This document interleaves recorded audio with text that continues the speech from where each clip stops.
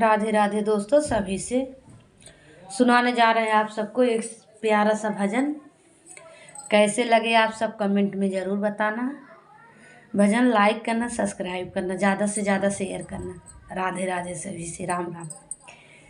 बीतल उमरिया जो हाथ रहिया, बीतल उमरिया जो हाथ रहिया, प्रभु सामली सूरतिया देखैबा कहिया, प्रभु सामली सूरतिया देखौबा कहिया।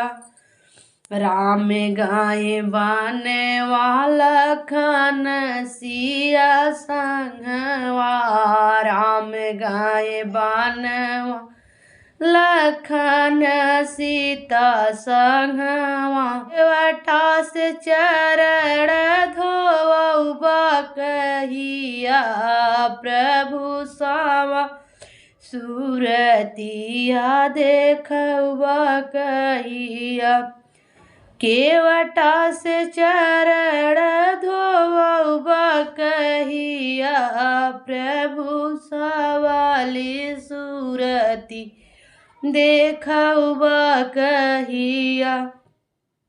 बीतल उमरिया जो हाथ रहिया, प्रभु सवाली सूरती देखबा कहिया, प्रभु सामली सूरतिया देखबा कहिया। राम गाय बानवा लखन सीता संगवा, राम गाय बानवा लखन सीता संगवा, ऊपरा से मुद्रिका गिरवबा कहिया, प्रभु सामल सूरतिया देखबा कहिया।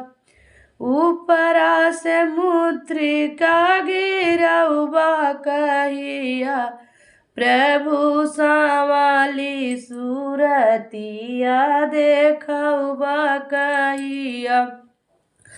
बीतल उमरिया जो हाथ रहिया, प्रभु सामली सूरतिया देखबा कहिया, प्रभु सामली सूरतिया देखबा कहिया।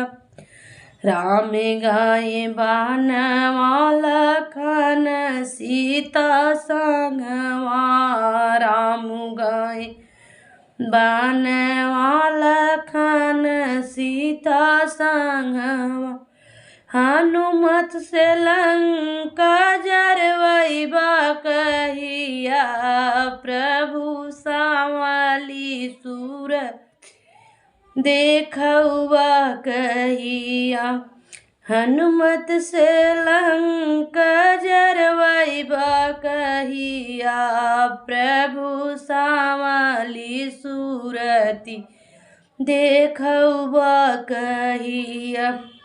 बीतल उमरिया जो हाथ रहिया, प्रभु सामली सूरतिया देखबा कहिया, प्रभु सामली सूरतिया देखबा कहिया। राम गाय बानवा लखन सीता संगवा, राम गाय बानवा लखन सीता संग, उजरी अयोध्या बसबा कहिया, प्रभु सामली सूरतिया देखबा कहिया, प्रभु सामली सूरतिया देखबा कहिया। बीतल उमरिया जो हाथ हाथ रहिया बीतल या जो हाथ रहिया प्रभु संवाली सूरतिया देखौबा कहिया प्रभु संवाली सूरतिया देखौबा कहिया। राम राम सभी से।